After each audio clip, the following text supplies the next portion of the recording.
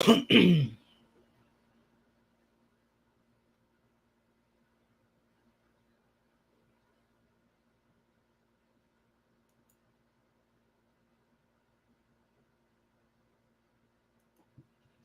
what is up, everyone?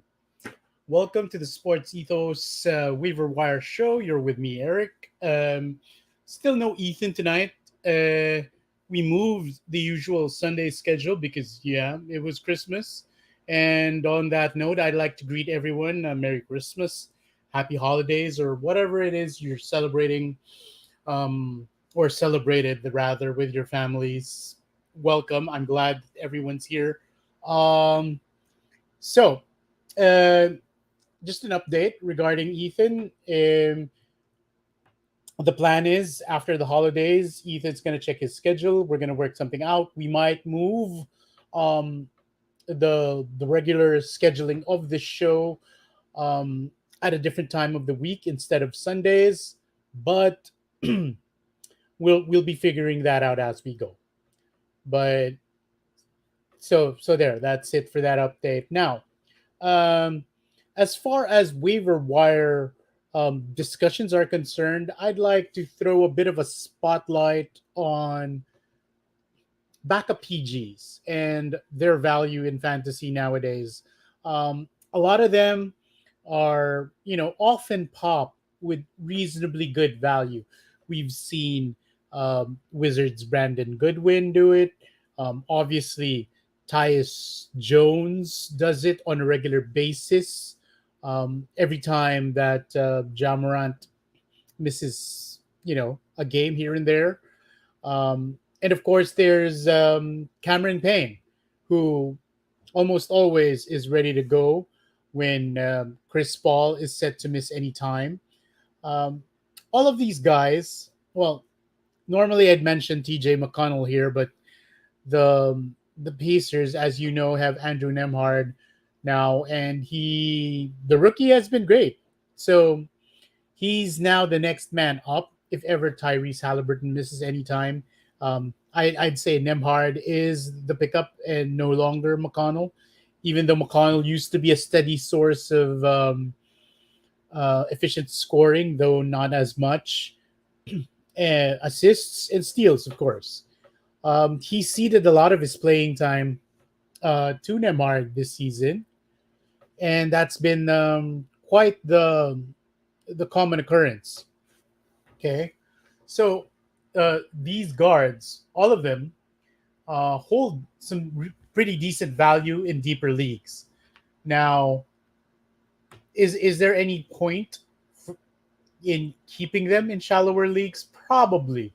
For example, Jones, in particular, from the Grizzlies, um, he is actually solid sixth man material. Um, and if you notice the fall of John Conchar uh, upon the return of Desmond Bain, kind of threw a monkey wrench in his value. But as you can see from Tyus Jones, his production pretty much remains solid, consistent. I mean, he'll give you 4, 5 assists every so often, a steal here and there. And is that enough for a 12-team league? Probably not. But if you're in any league that's deeper than that, you might want to consider holding him, um, especially given the kind of game that Jamorant has. It's his slashing ability is so crazy good and amazing.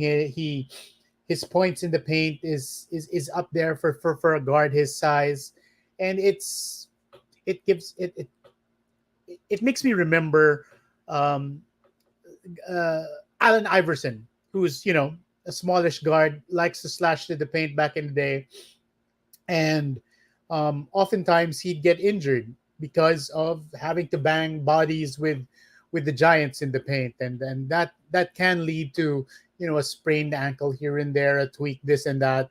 So Tyus Jones is a really great handcuff. The same goes, I would say, for Cameron Payne. In the case of Chris Paul, who is no longer the age-defying Iron Man or point guard. Well, he's still the point guard, but he's no longer the age-defying um, titan of fantasy that he once was. there's been a dip in his production finally this season. Whether or not it's a matter of wear and tear, actual age declining of skills, some entropy there, but um, he's not the same, and that's for sure. Now, Cameron Payne is somebody who will play solid minutes off the bench and deliver decent value. Not much, unlike Jones. So I'd recommend both guys for deeper formats. I believe Cameron Payne is set to, well, hopes to return for the Suns at some point, given the Suns' 6 game road trip, I believe, or something like that. Yeah. All right, pickups. Uh, let's talk about the big elephant in the room, and that's thumb avulsion fracture suffered by Domantas Sabonis. What's the play here? Um, the interesting thing that came out of the Kings camp is that Alex Len is the one who stepped in for Sabonis during practice. Now, obviously, I don't like Len. I'm not excited about Len.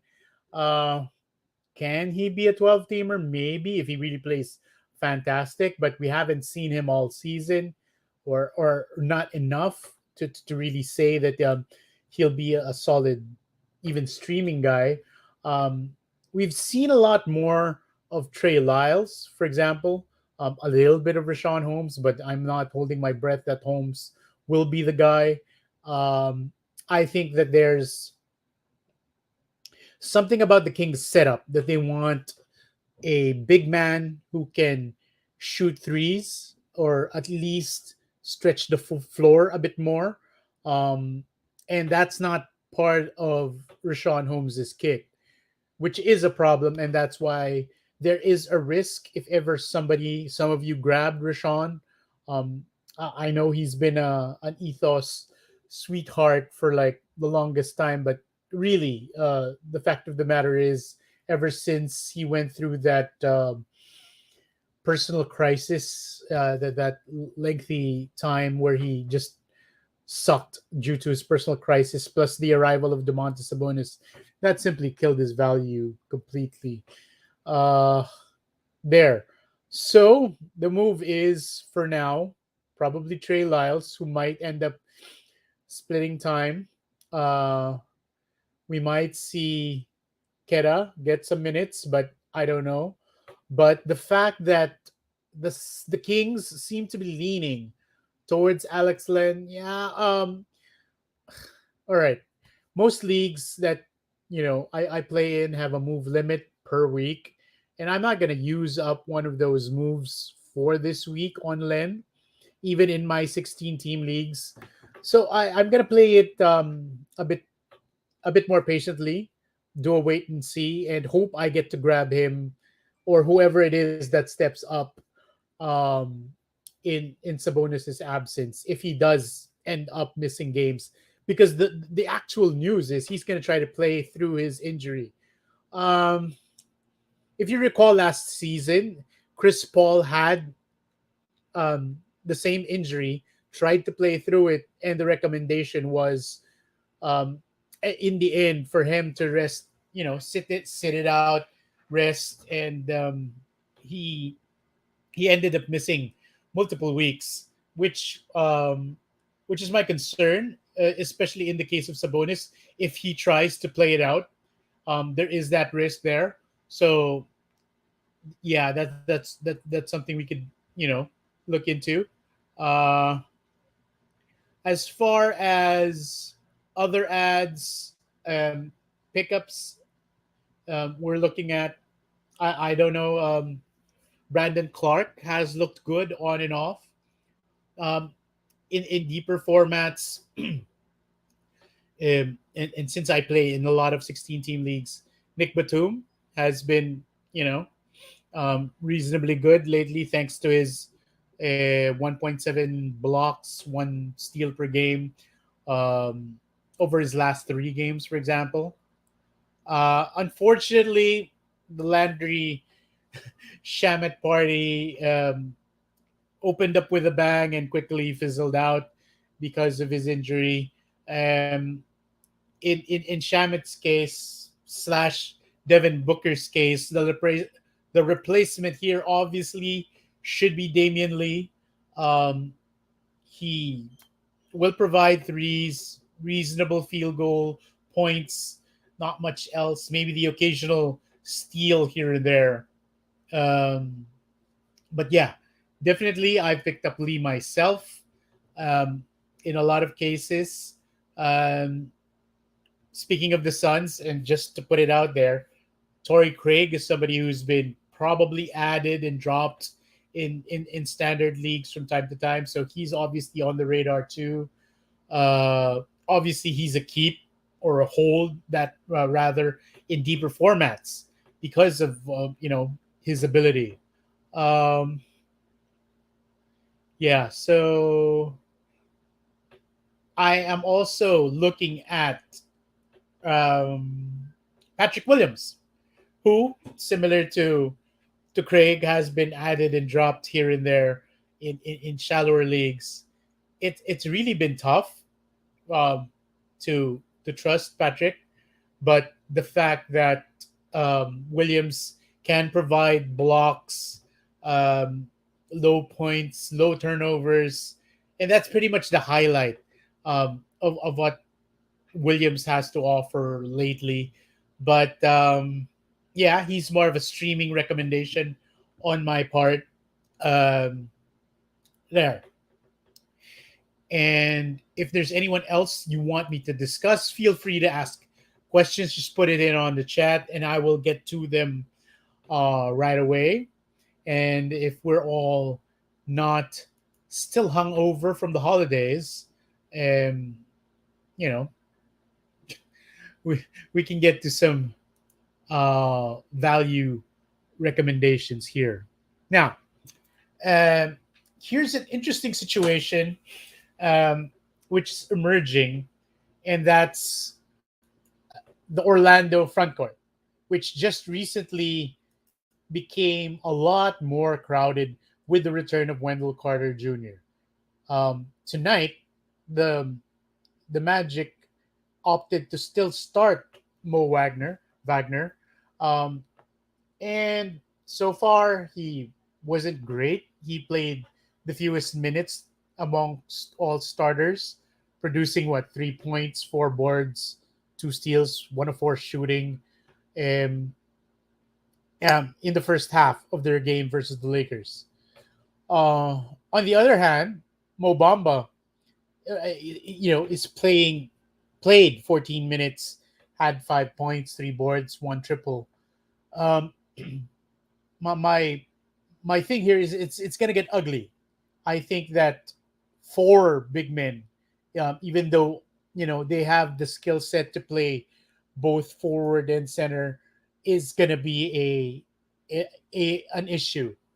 Uh, all right, so I think, well, in this case, Bol is also somebody who um, got off to a hot start, but I assure you that their arrival and eventual start of Wendell Carter Jr. is going to affect him, negatively. All right. So we have our first question of the evening. Thank you, Wayne. I'll just put it up on the screen. Is TJ Warren an ad? 12 team head to head 9 cat. All right. He obviously had his. I know you have your eye on him, and so did I, thanks to his 20 plus point performance with 21, 23 points, something like that. And the funny thing is, the last time that Warren scored 20 points was like literally exactly 2 years ago. Now, I think it was a big night. I think it was a groundbreaking moment for him this season. Confidence is a big issue when it comes to uh, a player returning from a long term injury. Um, yes, he's okay as an ad in 12 team. I'm not too excited about it. I think that was closer to a top end performance from him in the short term. You will see some um, poor games in the coming games, poorer production in the coming games. Um, so that's going to be an issue.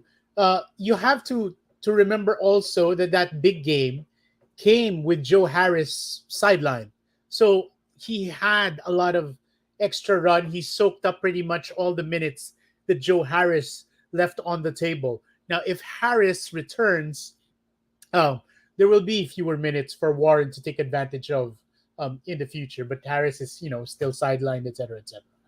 Okay, so yes, if you're feeling aggressive, you can grab Warren, but I'm not sure you will be able to appreciate him in the medium term. He's somebody who I am looking at more as a second half kind of guy in games where Durant actually rests. That's where I think that he will really get to pop, and by then he would have built up um, more strength, more endurance, more conditioning as the regular season moves along. All right. I hope that answered your question. Yes, be aggressive, Adam, but don't be too attached. Feel free to cut bait in case he produces a lackluster performance. So, hey, Eric, what do you think of Rozier, ROS starting to panic a little? Yeah. All right. I have one share of Terry, and it is scary. Pun very much intended. Uh, I'm not sure what's wrong with his game and what's causing his steep drop in shooting efficiency. And that's been the main drag on his fantasy value so far in 22-23. Points have been there, though. Threes, still there. Steals, not as much. So the drop in steals, drop in field goal have been big. Uh, I think that it's still early enough for you to flip Rozier for someone else. My recommendation is exit his position. He still has a little bit of a shred of name value that's carried over from his finish from the 2021 sorry 21-22 season, and yeah, I would definitely flip Rozier. uh it's rather hard to do it right now. You might want to wait for a good game, which will come. Which will come. He's delivered enough of those solid games um, to be that it's noteworthy that he'll be able to do it again sometime, you know, in the next several games. So yes, I don't consider him a hold. If I could exit my position um, in Rozier in that particular league, I would. So I recommend the same. Offer him up in a trade, even if you lose expected value. Um, since you're playing in a head-to-head team, I'd offer him to a team that's actually punting field goal, and they won't really care. The negatives or the biggest negative that Rozier brings to the table is something that's completely ignored by a punt field goal team anyway, and Rozier is all plus, and they probably would give you maybe a decent wing uh, in exchange for Rozier. So yeah, get out of Rozier is what I have to say. Thank you for your questions, Wayne. By the way, I hope the insight and advice was useful. Uh, yeah. Um, Again, all of these bits of advice that we have are, you know, can be hit or miss. I just recall, um, I forget how many episodes ago was that. Somebody asked me about Batum versus Conchar. I leaned on Conchar, and that was a mistake. I thought Conchar will be able to hold um, some value playing decent minutes from the second unit, but he's fallen off a cliff completely and is no longer viable even in my 16 team leagues. He's been dropped, picked up briefly. Somebody even burned a waiver for him, but um, yeah, so he's done. Uh, Batum, on the other hand, has been resurgent recently. Showing up with decent 1-1-1 potential, and That's been good. So yeah, that was a mistake. That was a miss on my part, and I apologize for that. But that's how it is. Um, Fantasy analysis, like what we do or I do, is pretty much a game of hit or miss. But the key here is to get more hits or as many hits as possible, and hope that your hits, um, you know, outdo your misses in the long term. All right. Uh, there. I've had an interesting question recently asked to me that I want to address, and these are iffy guys, guys who I've been personally and admittedly hard headed on, but um, refuse to give up. They're like Terry Eason, uh, Jalen Smith of the Pacers. They've been meh, especially Jalen Smith in his last game. He was like scoreless in like God knows how many minutes when his minutes have not looked good. Thankfully tonight, I think he's playing a bit better. Yeah, you have to take into account that he's that game he was dealing with a lingering sprained ankle, and that could have um, played a role in the decision to limit his minutes. I guess you can lump in Mo Bamba, Santi Aldama onto this list, guys with so fringe value who, um, don't reliably produce, uh, the kind of numbers you really want to see.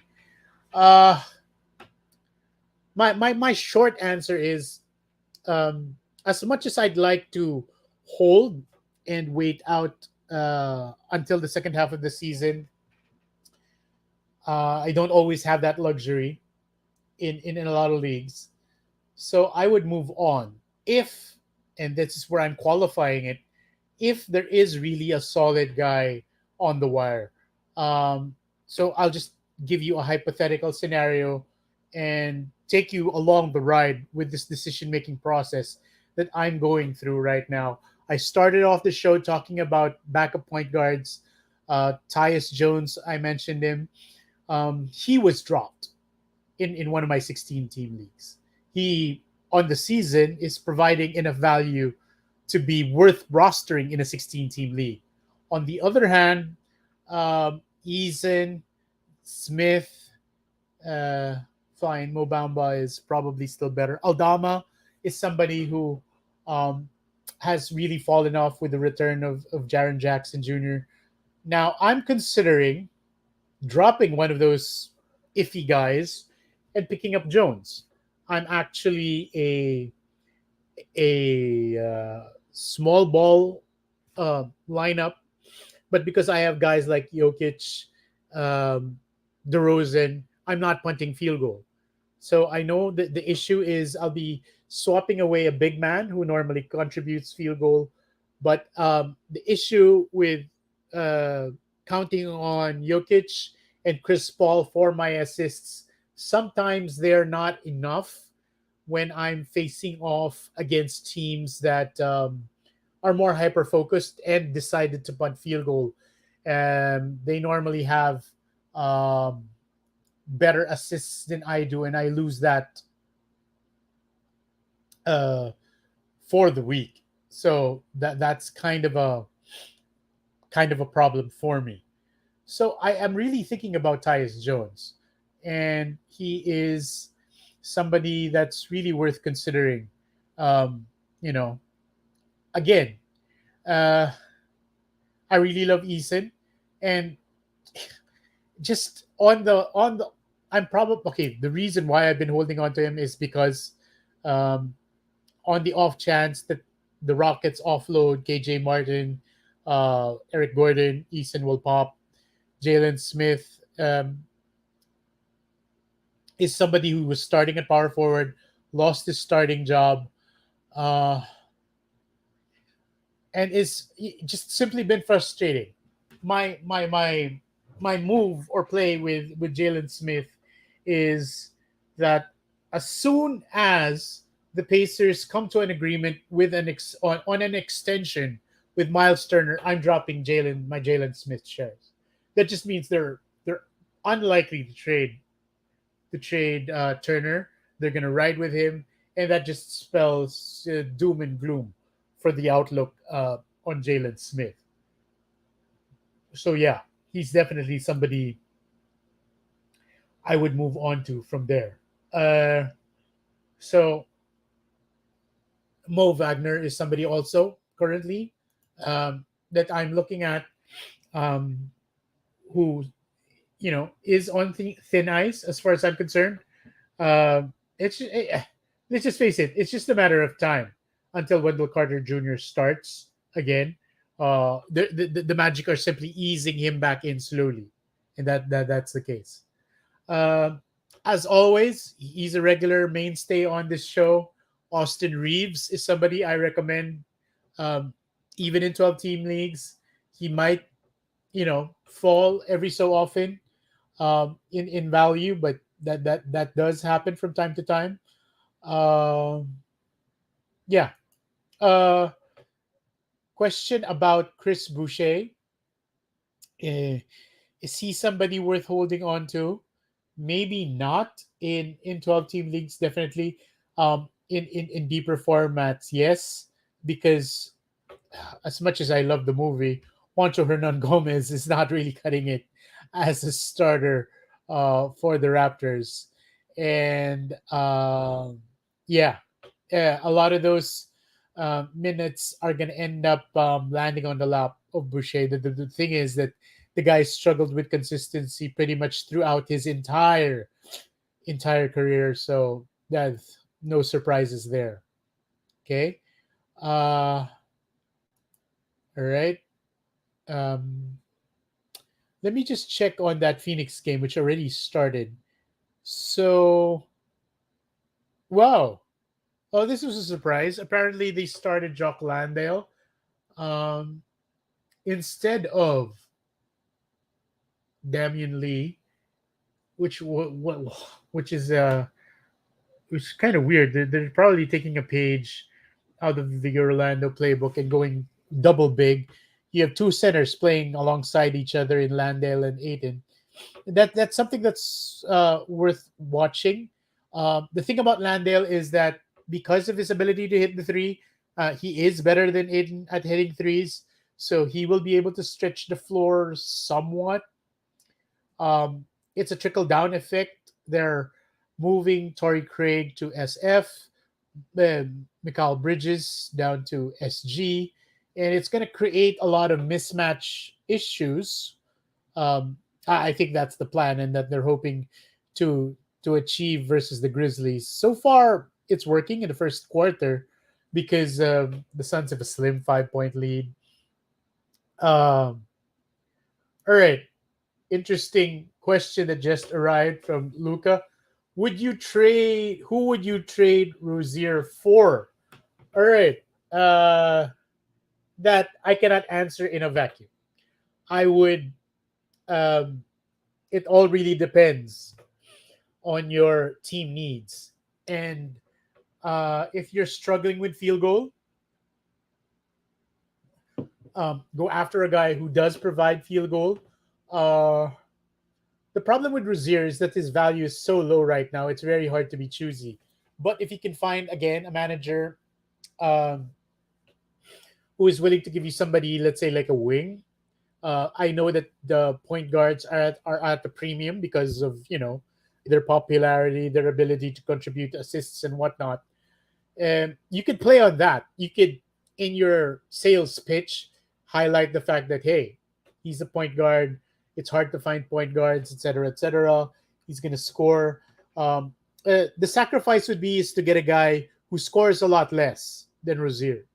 Again, based on your team needs, sometimes you might need a shot blocker or steals, somebody who steals better. Um, I don't know. It really really depends.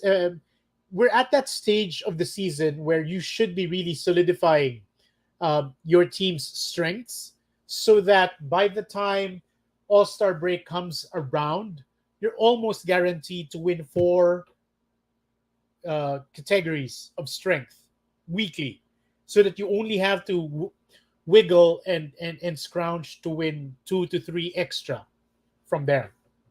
Um, Normally, one to two would be the case, but if you could swing a two to three bonus, that would be the case. So I can't really answer your question in that kind of a vacuum. Again, find somebody who um, is on a team that's punting field goal. Ask for a guy that they probably don't need as much, and Rozier, sell to him that based on his punt, Rozier has so and so value, which should be much higher than his baseline nine cat value, and that's your best sales pitch approach. You could probably land somebody um, of higher value in that case. All right. Um, Okay, so we're at roughly just over the 30-minute mark. Because of the holidays, we did reschedule, and um, I'm going to see if I can still do the full hour tonight. Um, but we might have to end it at the 45-minute mark. So if any of you newcomers here in the chat have any more questions, just feel free to ask. In the meantime, I will continue. Uh, Interesting uh, that we got um, Mark Williams. Yeah, he's somebody I wanted to discuss. Uh, I don't see Nick Richards as being out long term, as much as Mark Williams got a lot of praise from his coach. He's not worth an ad just yet. Uh, he will fall off because it's been clear from day one that Nick Richards is the priority backup to Mason Plumlee.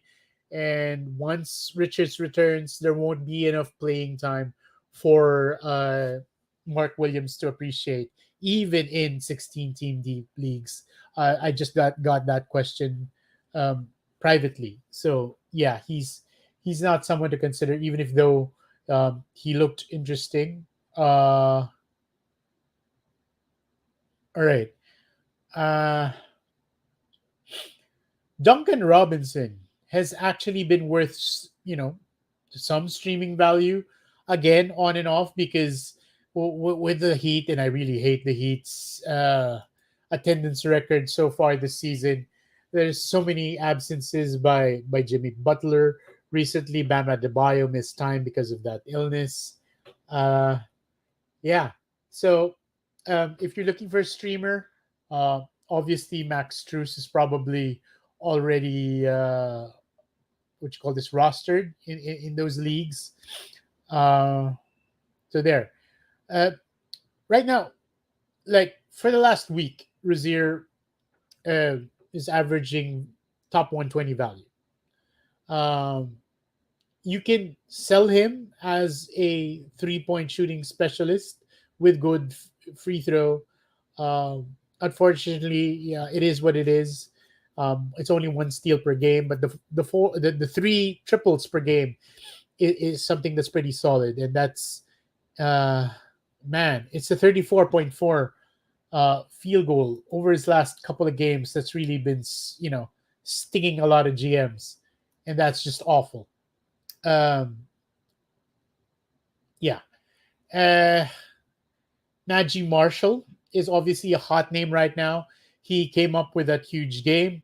The problem is, I believe some of the Pelicans are slated to be back soonish, and that's obviously going to suck the life out of Marshall's short term value. Um, so yeah, he is a stream option at best right now. I wouldn't consider him for anything more than that. Um, yeah, and that's the case uh, over there with Marshall. As far as ads, Corey Kispert is another streamer you can consider. I was about to recommend him in this article I'm writing, but with Avdia the slated to be back soon, Kispert um, is a dump in value. Oh, excuse me. Oh yes, I don't know if how many of you have him after that one game when he returned. But DeLon Wright, he's my guy. He dished out 8 dimes, got a steal in his first game back. That's only gonna get better. Maybe not as far as the assists go, but he's a great source of steals. Uh, some other guy picked him up in one of my 16 team leagues. I tried to offer uh, Aaron Neesmith for him. Uh, the offer got rebuffed, unfortunately. But yeah, I love DeLon Wright. He's definitely a 12 team value guy. Once his minutes and numbers ramp up, he would probably be my top recommendation as an ad since it's only been one game. He's probably somebody who hasn't pinged on a lot of radars just yet.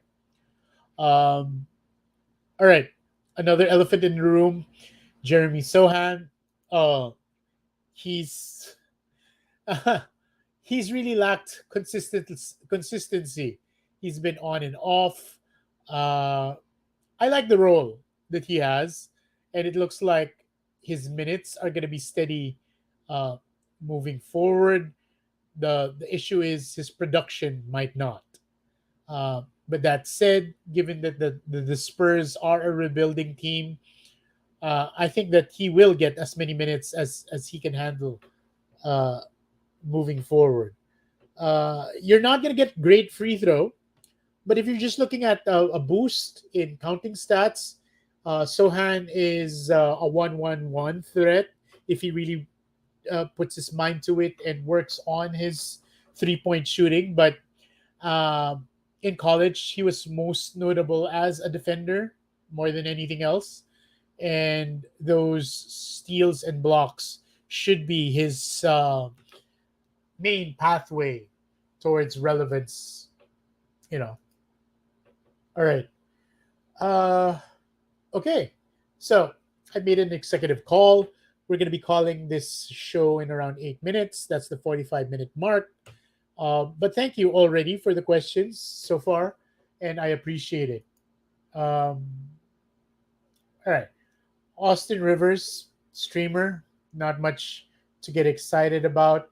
Um, I know that Jalen McDaniels, Charlotte's, just to be clear, in case I mispronounced anything there, it is somebody that has fallen in and out of favor recently with the explosion of PJ Washington.